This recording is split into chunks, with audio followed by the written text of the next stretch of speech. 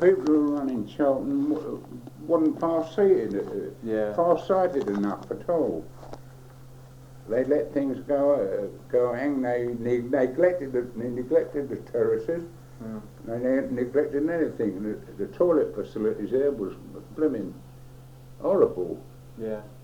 Well, I remember in 1924 when they played Bolton in a cup down here. It must have been.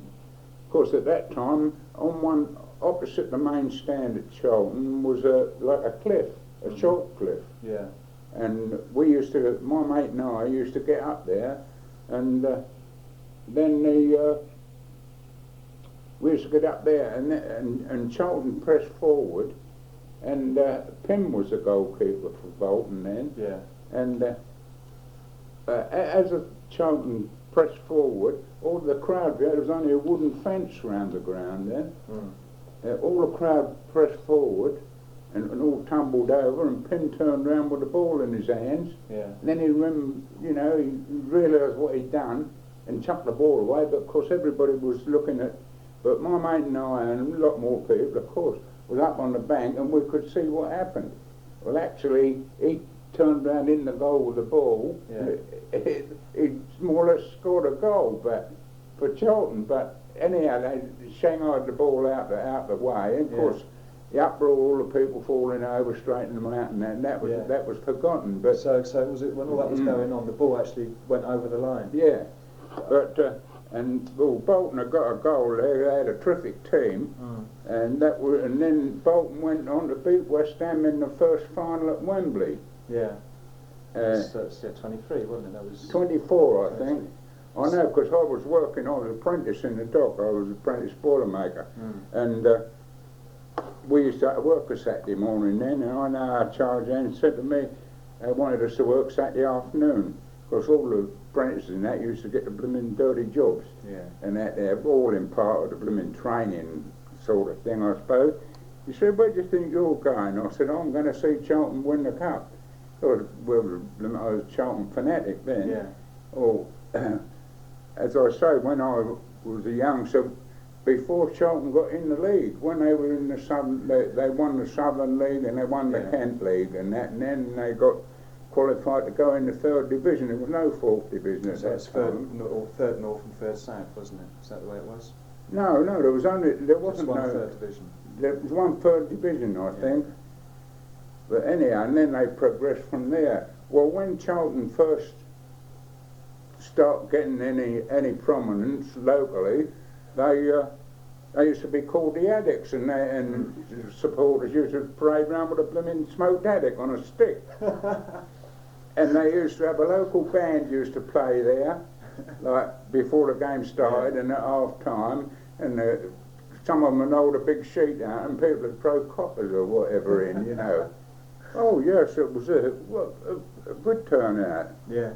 So the nickname was the Addicts. And the nickname was the Addicts. Yeah. Well, Charlton Athletic, of course. Yeah. But they had that name for them in years. Then suddenly they decided to call themselves, or somebody did, the Robins, but hasn't got the same ring about it, has no. So you didn't go up to the final when the first Wembley final then? Oh no, I didn't go there. Just Charlton weren't there. What about 46 and 47? Were you up there then? No, they did. They won the cup after the war. Yeah. Yeah, but then I was local. I used to live in. I used to go to Burridge Grove School in Burridge Grove, just off Burridge Road. Yeah. But of course, Woolwich now is like a different country to me. The way it's all the little houses have all been knocked down, and same as the dockyard. When I got older, I used to belong to the working men's club, and used to go to all the local working men's clubs. We had billiards, snooker, and whatever, you know, Tuppenny Halfpenny dances and all the rest of it there. And the Dockyard Labour Club was over here where the blooming that pub is, the Grand, near there somewhere. And I suppose it all got bombed quite heavily in the war though as well, didn't it? Well, it didn't get knocked about real bad, I don't think. I don't think so. Because when the war, before the war, I was married then, and we moved over to Queen's Cross Road, Eldon, and I lived over there until I lost my wife after 50 years, and I still used to go to Cheltenham. I used to run blooming motorbikes. Yeah. Make sure you got down on a Saturday afternoon. Oh yeah, and I used to take when my daughter got married, I used to take him on the back of the bike down to Cheltenham, put it down the side of the builder's yard there for 6pence a time, I think. And when I didn't go to Cheltenham the following week, we'd go to Cheltenham one week and Millwall the next week. Yeah. But Millwall crowd was always, there wasn't a lot of this knocking one another about like there is today. They were a rough crowd at Millwall, but we went there down Cold Harbour Lane, just past Marquis of Granby, and used to go there, and we never used to got in any trouble. But you had to mind what you were saying.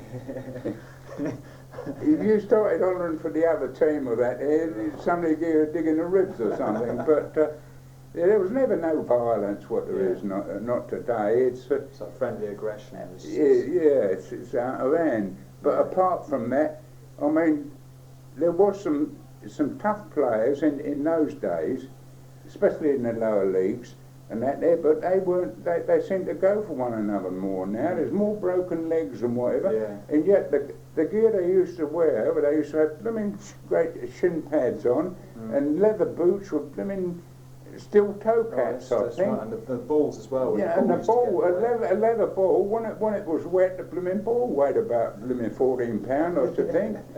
But I'll tell you what, about the best uncapped goalkeeper was Sammy Barton. He saved Cheltenham several seasons from being relegated. Yeah. Oh yes, he was a wonderful goalkeeper. Well, before they had Barton, they had a goalkeeper named Preedy. They used to call him Spider Preedy. He was all arms and legs, but they had some real good players. But of course, even at that time, the transfer fees were nowhere near what they are today. But they had to, when they got all the good players, they had to sell them to keep going. And there was also the controlled wages then, wasn't there, as well? Yeah, the point, I think that originally there was a builder's yard right on the Cheltenham pitch, and that builder had a lot of shares in Cheltenham. The shares were about £1 each when they issued them up. And then the Glicksteins, the timber merchants, took Cheltenham ground over. They were going to make it a blooming great timber blooming yard, I think, or something. But then they kept going as a football team. But then, as I say, they never catered for the spectators. Yeah. And of course, people, especially in the rotten weather in the winter, and they had to go and stand in blooming snow. All the terraces were all rotting away, and that. Yeah. and of course, and then they gradually lost their support. But one side of the valley was just like a grass bank, wasn't it? It was or mud bank. Yeah, well, one side, as I say, one side was like a cliff there. The side opposite the main stand was like a cliff there, but eventually they terraced it off. Away from that bank, but the bank was still there because there was houses up the top and all. Cheltenham Village was up on the hills at the back. Yeah. And that must have been pretty grim on that when it was just a bank, when it was raining and so wet and slippy and filthy. You must have got as dirty up there as the players did on the pitch. But you used to go down there sort of most weeks, did you, when they were playing at home? Oh, never missed home match, I don't think. For how many years? Oh. Well, right up to the war, and I don't remember during the war, because I never had a lot of time during the war. I was working 7 days a week in the dock. But, of course, there was all blooming frigates and destroyers coming up there with blooming lumps out of them. And we had the oxyacetylene burner and welder and riveter, all a lot. We were a boiler maker, and we used to have a lot of work to do there. I don't know whether during the war they still played down at Charlton. I'm not sure about that. Well, someone was telling me yesterday that there was a team which played under the Charlton name during the war. It was just part-timers and people filling in, because most of the team were away either fighting or they were off being PTIs or whatever they were doing during the war. But, But who was the left back at the time Hobbins was playing? You remember there was Sam. Oh, I know they had a lovely pair of backs. Norman Smith and Baden Herod was a pair of backs. Norman Smith was mentioned. I noted it down yesterday, and there was there's something here you might want to have a look. Not that one. That one.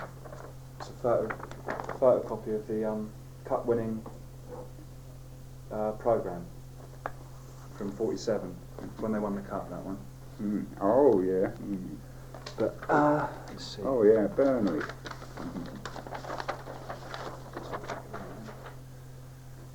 You're saying it was Sam Langford. Sam Langford, remember him? Langford, yes. He was quite a hard man, wasn't he? He was pretty hard, yeah. All they had another one. He came from West Ham to Charlton, like in the twilight of his career, more or less. Bronco Burton. Oh, he was a tough one. Yeah, I know Jimmy Dimmock, who used to play for the Spurs. He was one of their stars in the past. Yeah. He came down. I believe he was playing for Millwall, and he was down at Charlton. And he bounced off Bronco Burton, and Jimmy Dimmock was a little bloke. He sparred up, and Burton laughed his head off. And some cup games they had a back named Goodman, and when the cup games came, they popped him into as centre forward, and he scored quite a number of goals for them. Oh yeah, he was a big bustling bloke. Because they spent until a few seasons ago, they were like 26 years or something out of the top league, weren't they? Oh yeah. From the early 50s they went down, didn't they? Something like that. It's strange because straight after the war they had a brilliant team, and there was the '46 final, wasn't there, where they lost in the end. Yeah. So the following year they came back and won. Which you can keep that if you want it. Would you like that? It's just a photocopy of the whole programme of the day.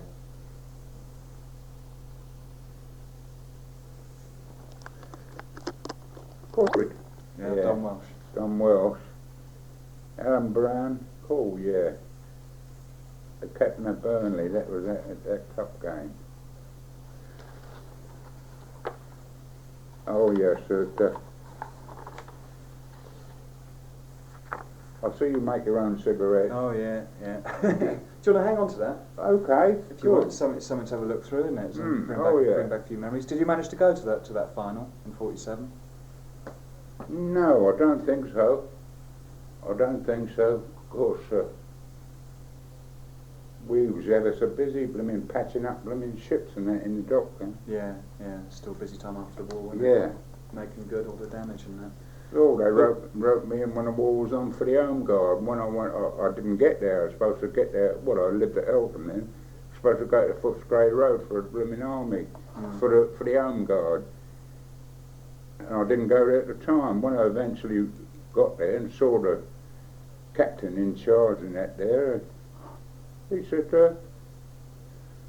I said, look, I'm Home Guard. I said, it's all right. I said. If you got the time, I said, I'm working 7 days a week, 12 hours a day. Good God, he said. Oh, you give me an indefinite leave. And when the war was finished, I got a certificate to say that I served me time in the home garden or that. I don't know what happened to it, but honorary member, aren't you? yeah. But what about sort of the 1920s, 1930s? When did you first go and see Charlton? How old were you? Cool. Well, In their pre-league days, wasn't it? oh blimey! In the pre-league days, I was only about 14, I suppose. 14, 15, 16, whatever. Yeah.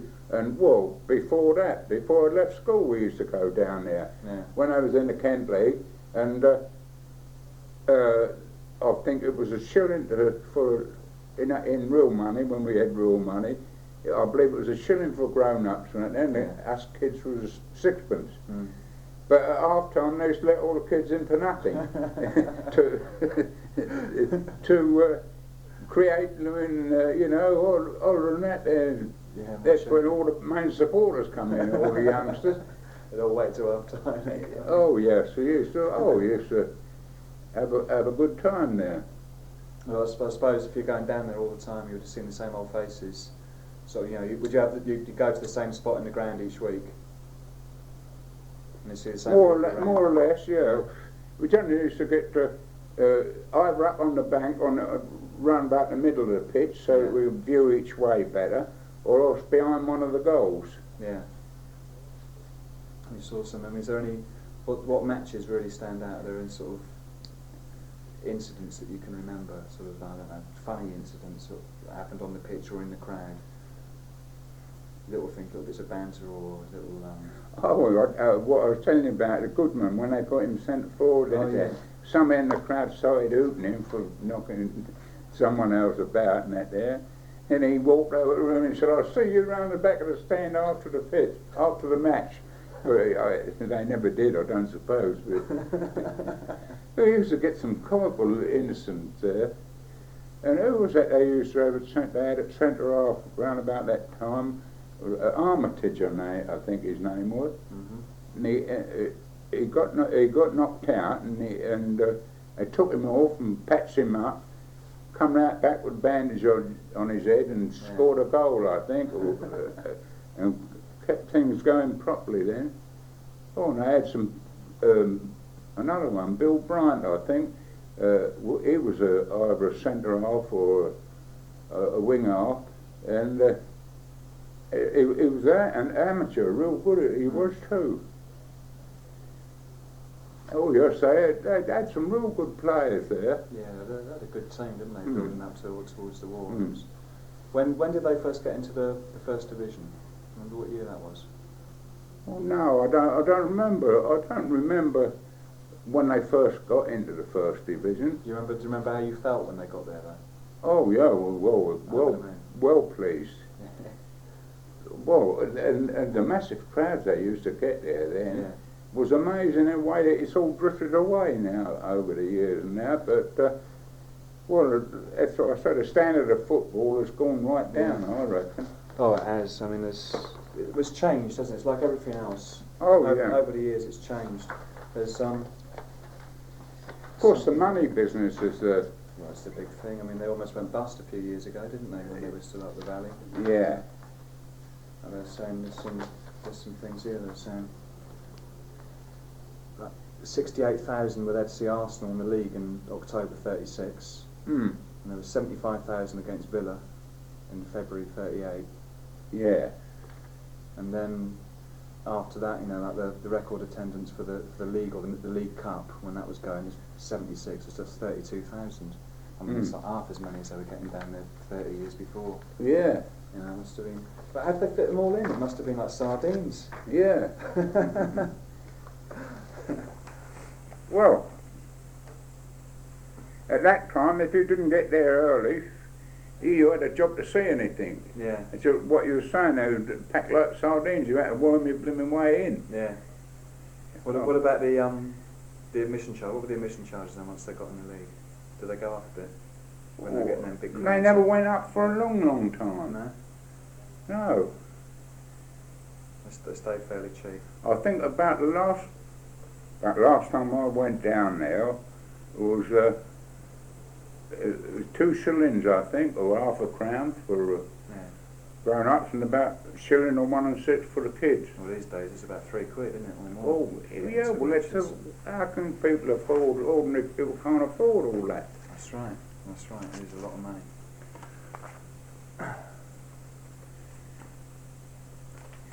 But what about sort of the locals who live around the ground? Were they always all right? You know, you say you used to park your bike for sixpence. Oh yes, yes. You used to park the bike for sixpence. And there were lots of other people used to park there as well. Did they used to make?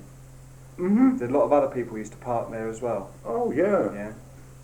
Well, of course, no, hardly anybody used to go to football matches that had cars then, did they? Yes, that's right. And they either had bikes or motorbikes, and used to park people pedal bikes, and they'd have them in their front gardens, you know, give you a ticket. And yeah.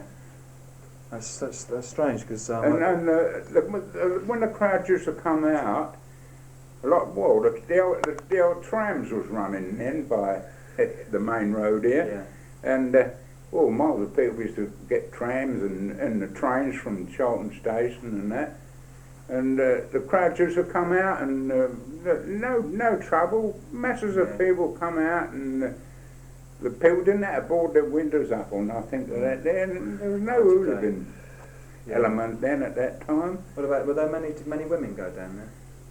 Yeah, well, I don't really know about that, but of course there's miles more men, but quite a lot of women, no doubt about that. Yeah. There's nothing to stop them. Oh no, it's just it has the image of being sort of very sort of male domain, doesn't it? And outside the ground, Sammy Bartram had a sports shop there. He used to sell sports gear and that out there. Yeah. Yeah, I was sorry to hear when he passed on a while ago now, but he was an exceptional keeper. He was the best uncapped keeper at the time. Of course, there was a lot of good ones about then. Yeah. What about old Alex Hurd? Remember Alex Hurd? Or Alec Hurd? Yeah, I know the name well. Of course, I used to have a stack of the old Charlton programmes, but moving about, and especially when I came here from Eltham, I left 3 parts of the stuff I had there. Yeah. So you haven't got any. All got lost. You haven't got any mementos of the Charlton days anymore. No. Well, you got that program now. It's not the real thing, but it's a photocopy, so it's something to keep, isn't it? Hmm. But because I don't know, you see the place just over the road.